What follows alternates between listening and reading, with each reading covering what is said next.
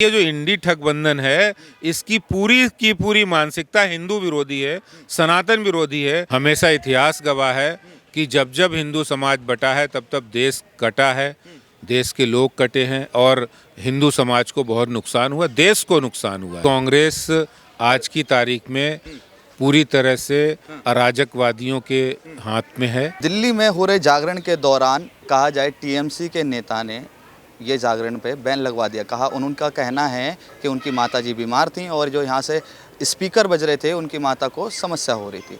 जो टीएमसी के सांसद हैं उनका नाम साकेत घोषले है।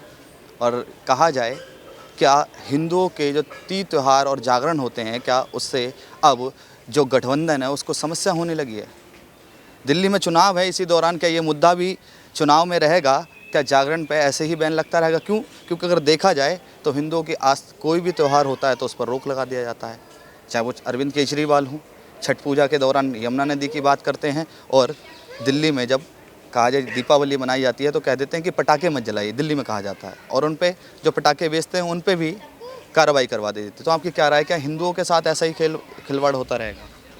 देखिए, यहाँ पे जागरण पिछले 24 सालों से हो रहा है और हर साल आराम से होता था। इस बार तृणमूल कांग्रेस के सांसद ने पुलिस को, साकेत गोखले ने फ़ोन करके कहा कि ये रुकना चाहिए और यहाँ बहुत शोर हो रहा है।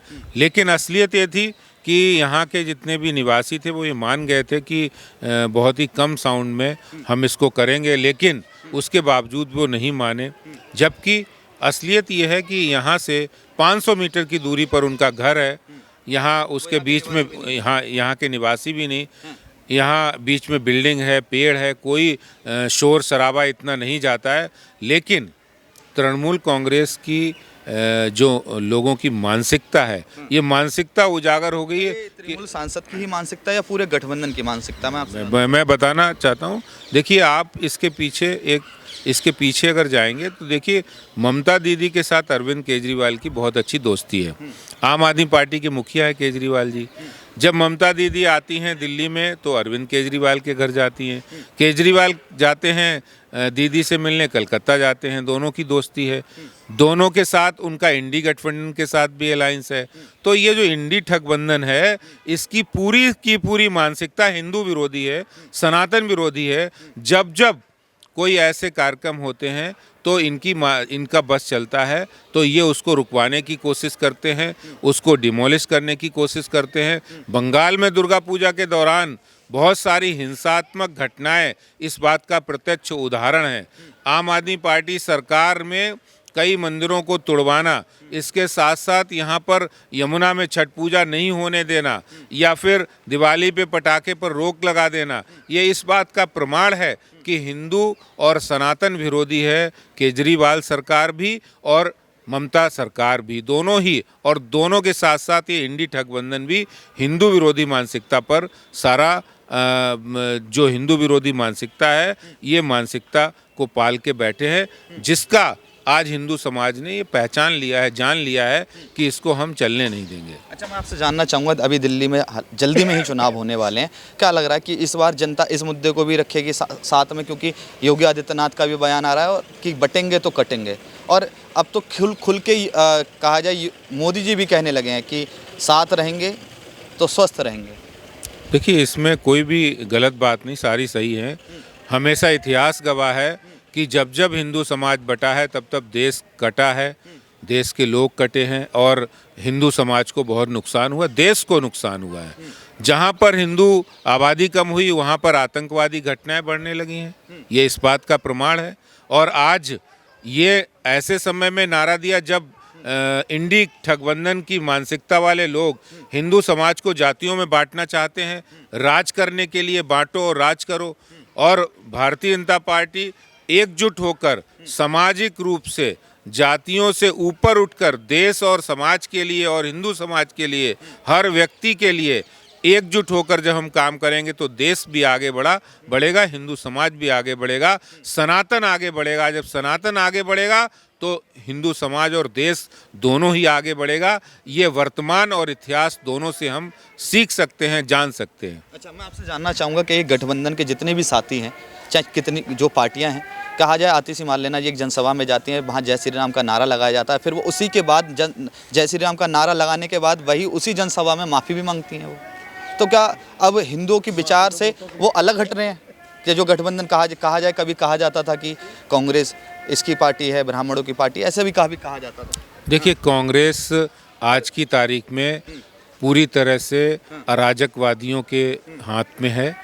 जो हिंदू विरोधी हैं, जो सनातन विरोधी हैं, ये राहुल जी जब मंदिर में पूजा करने भी जाते हैं तो जिस तरह से वो करते हैं, वो लोग देख सकते हैं कि वो मजाक बनाते हैं। और मैं तो ये कहता हूँ कि कांग्रेसी जो अपने पूर्वज नेता हैं उनसे भी सीख नहीं लेते हैं।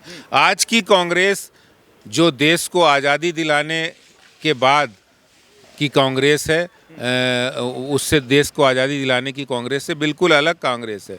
ये वही कांग्रेस है जिसके एक प्रधानमंत्री मनमोहन सिंह जी कहते हैं यहाँ के संसाधनों पर सबसे ज़्यादा अधिकार, सबसे पहला अधिकार मुसलमानों का है। ये वही कांग्रेस है जो 5% मुसलमानों को आरक्षण देने के लिए तैयार है।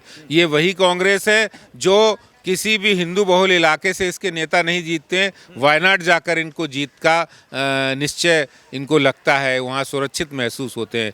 तो समझ सकते हैं इनकी मानसिकता क्या है। ये वही कांग्रेस है जो इंडी ठगबंधन बनाकर हिंदू समाज का विरोध करते हैं और इसीलिए आज हिंदुओं ने इनको आईना दिखा दिया है। क्या इसमें, जैसे कि मैंने आपसे एक सवाल पूछा था कि आतिशी मार्लेना जी अभी दिल्ली की मुख्यमंत्री हैं, एक जनसभा में जाती हैं, जय श्री राम का नारा लगाती हैं, वहाँ पे मुस्लिम संख्या ज़्यादा होती है, तो वो उस नारे को वापसी लेती हैं और माफ़ी भी मांगती हैं। मैं आपसे जानना चाहूँगा, क्या अब सनातन के खिलाफ हो गई है क्या आम आदमी पार्टी भी? आम आदमी पार्टी भी नहीं, आम आदमी पार्टी पहले से ही थी। वो टुकड़े टुकड़े गैंग का समर्थन करते थे। वो खालिस्तानियों के साथ जो आतंकवादी थे उनका समर्थन लेके पंजाब में उन्होंने सरकार बनाई।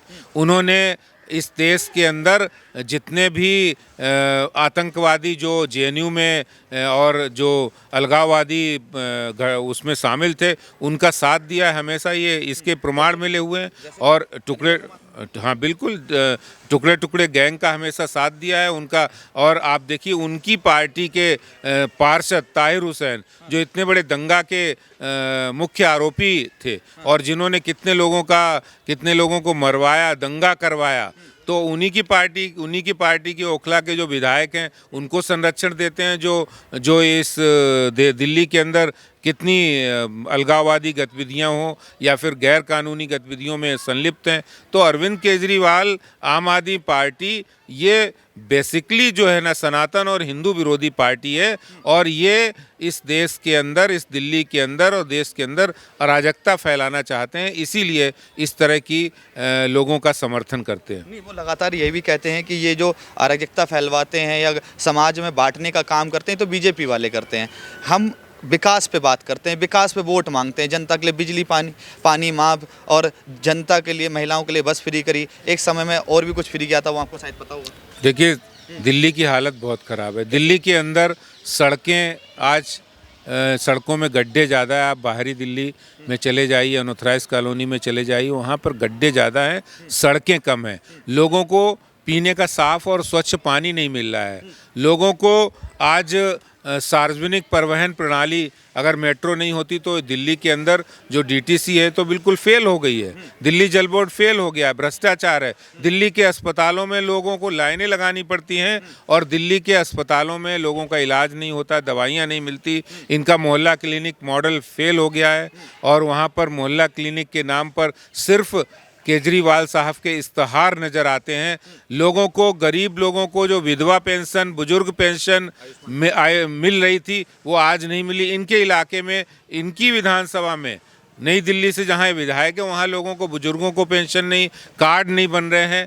आयुष्मान कार्ड जो 5 लाख रुपए तक का फ्री इलाज गरीबों को हो सकता था, जो मोदी जी पूरे देश में दे रहे हैं, वो नहीं मिल रहा है। यहाँ पर मोदी जी फ्री में राशन दे रहे हैं लेकिन राशन कार्ड नहीं गरीबों के बने हैं जो केजरीवाल सरकार को बनाने हैं।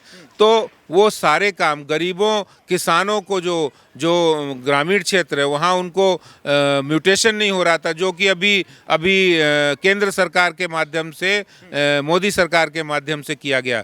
जितनी बड़ी सफाई और स्वच्छता की और पार्क की परियोजनाएं हैं वो केंद्र सरकार ने की, चाहे वो द्वारका में पार्क बन रहा हो या फिर बदरपुर में नेशनल थर्मल एनटीपीसी की लैंड पे पार्क बन रहा हो, या फिर मेट्रो का काम हो, या फिर यमुना पर पार्कों का काम हो, सुंदरीकरण का काम हो, वो कर रहा है। लेकिन यमुना सफाई के मुद्दे पर केजरीवाल सरकार नाकाम हो जाती है।